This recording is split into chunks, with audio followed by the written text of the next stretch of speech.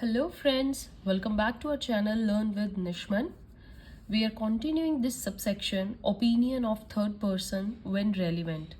We have done all the sections till 51 and in this video we are going to discuss a case study and I'll give you several examples how the opinion of third person becomes so relevant while during a trial. Okay, so let's discuss with the famous case Selvi and others versus State of Karnataka.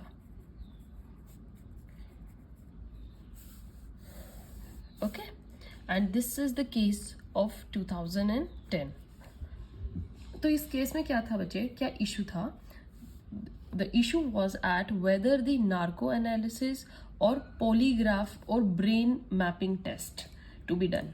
इन तीनों में से हम क्या करवाएं? Narco analysis, polygraphy test, and the third one was brain mapping test. ये issue इस case में था. So whether these tests are constitutional or whether the facts obtained from these can be used as piece of evidence, right? So first let's discuss what is narco analysis. इसमें क्या होता है बच्चे? There is a chemical sodium which is given along with lot of water to the accused or the person or victim. Then person goes to semi-conscious state and he will reply to the questions and his reply will be from his semi-conscious mind. Okay, so normally क्या होता है, we do choice of our speech, but when during you are in a narco analysis state, but in this test freedom of speech is lost, right? इसमें आप नहीं सोच पाते हो कि आपको क्या बोलना है.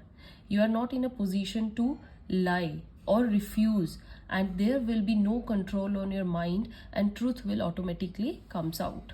यही होता है.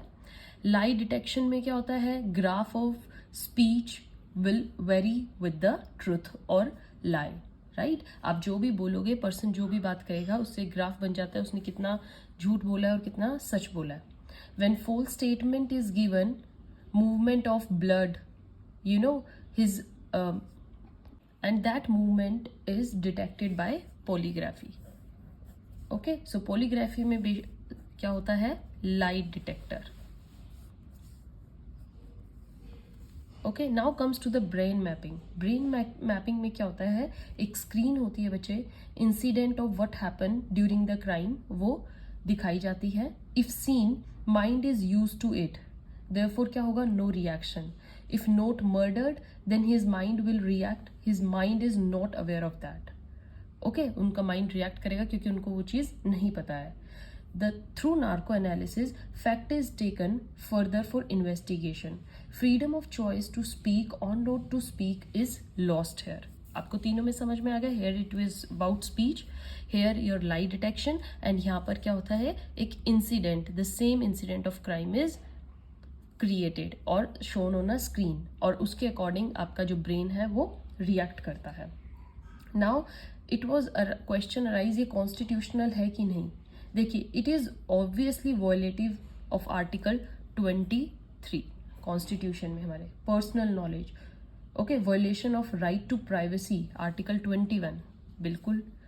Violation of fair trial, compulsion to give evidence, right to consult a lawyer denied. So therefore these tests of conducting are conducted forcefully and that's why they are unconstitutional. Okay, अगर voluntarily ये test होते हैं तो ये constitutional है. Okay, but अगर involuntarily है then they are unconstitutional, right? But still not used as evidence. अगर कॉन्स्टिट्यूशनल भी हुए हम इनको एविडेंस के तौर पर नहीं यूज कर सकते हैं. It can be used as discovery statement. Okay, जो हमने सेक्शन 27 में किया था, डिस्कवरी स्टेटमेंट के लिए यूज हो सकते हैं but not fully as an evidence. तो इस केस में क्या हुआ था बच्चे, it was held that narco analysis और these test further if conducted involuntarily is violation of article 23 as well as 21. अगर क्या हुए, इनवॉलेंट्रली हुए, right? And it is said to be compulsion to reveal information based upon personal knowledge of accused. At the time of this test, polygraphy test, accused does not have a freedom of choice whether to reply or not, as the accused does not have control upon his mind, and therefore it was held violative of Article 23 as well as हमारा section 161 to CRPC. तो ये violative held हुए if they are done involuntarily.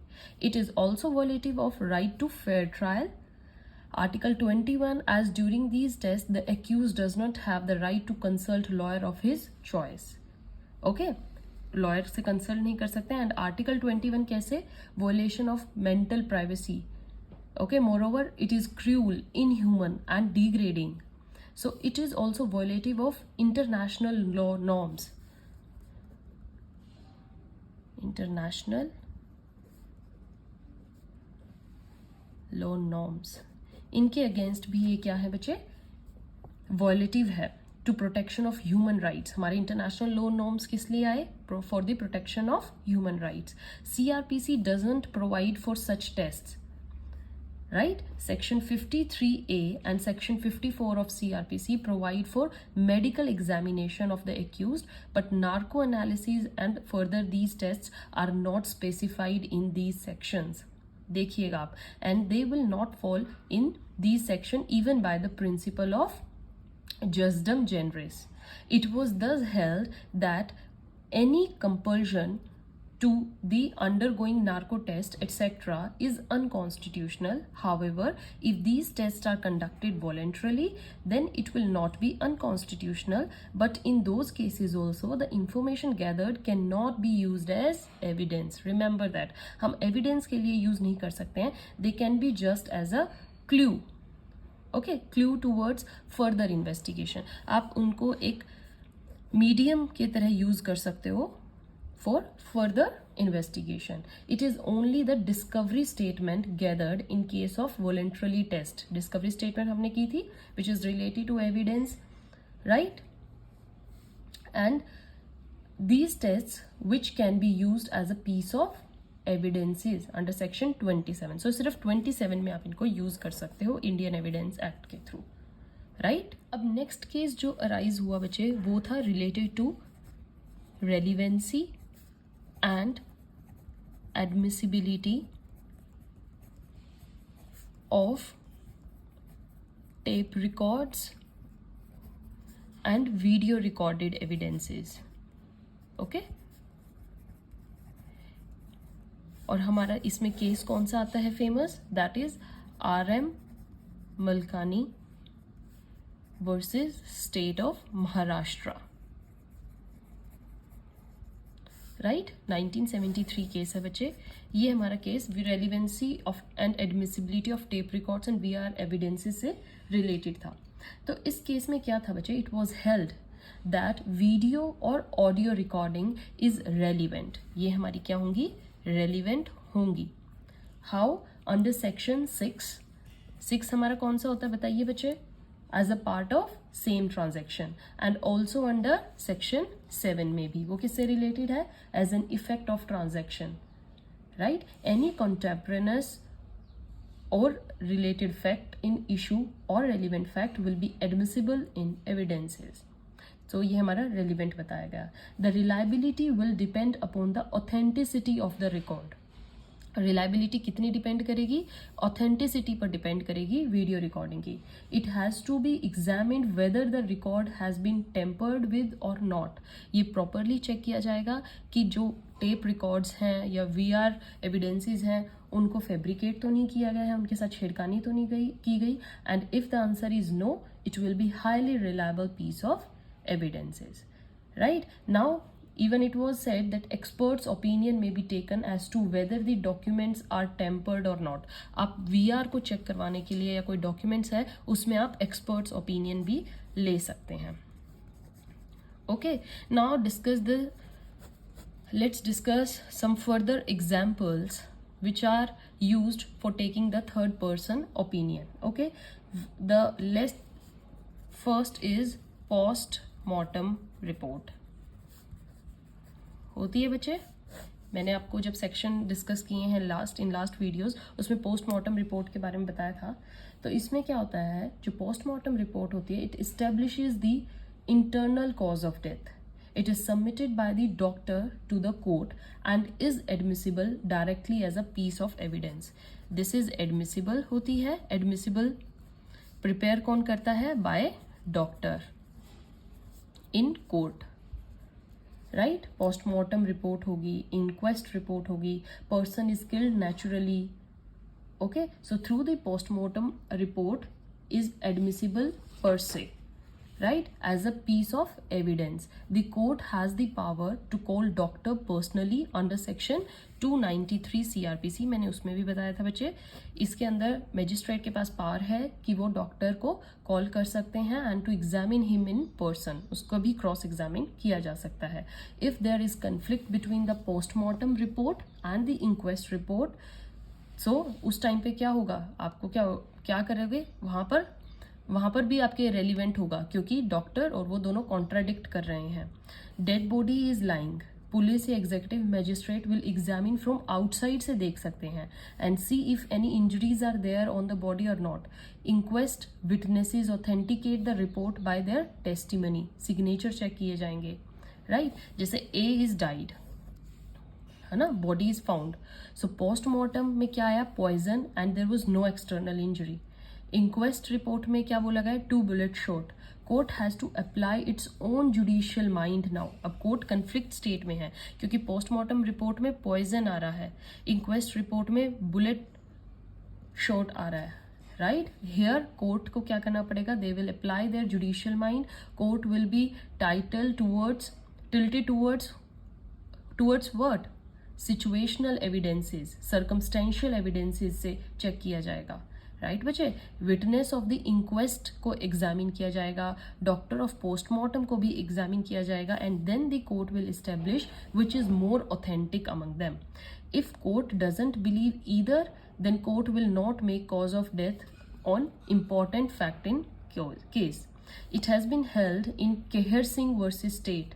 आपका एक case आया था Kehar Singh versus state Delhi में, that the postmortem report is important particularly in those cases where there is a doubt regarding the cause of death. Right, the report is directly admissible in evidence, but doctor can be personally examined under 293 CRPC.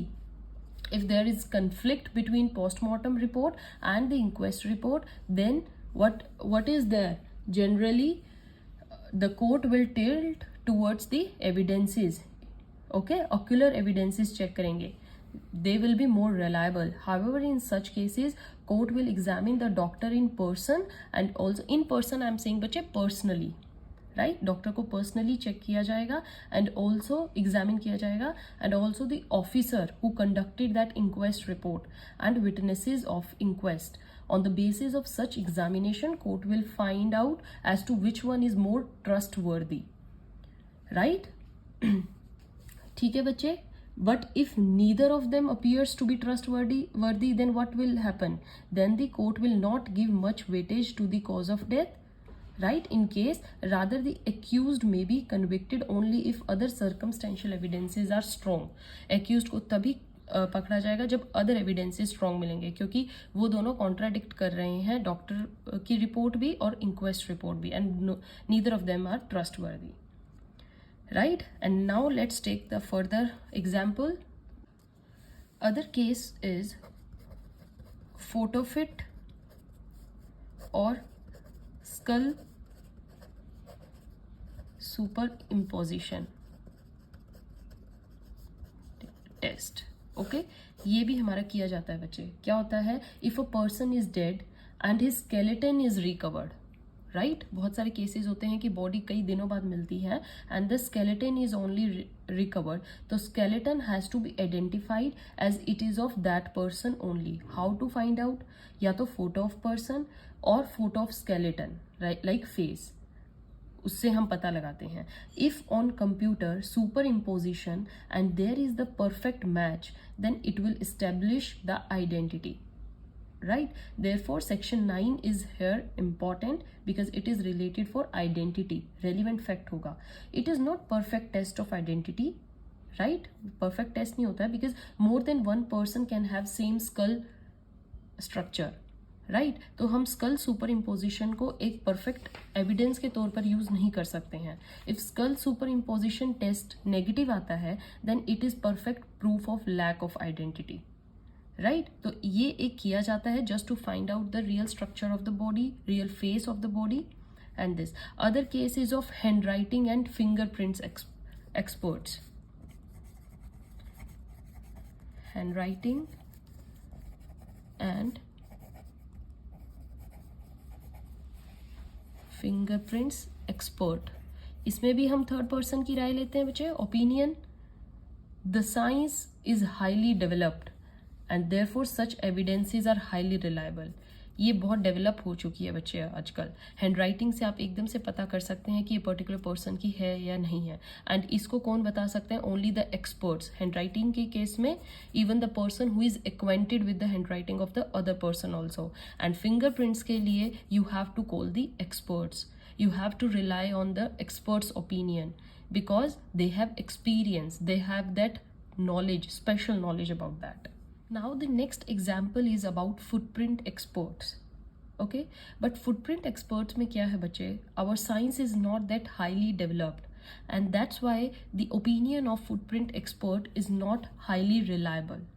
Okay, next comes your ballistic expert. Ballistic expert में क्या होता है? इसमें ये पता किया जाता है whether the bullet fired from this weapon or not. ये कैसे चेक किया जाता है? There is a mark on the bullet and it will vary from gun to gun.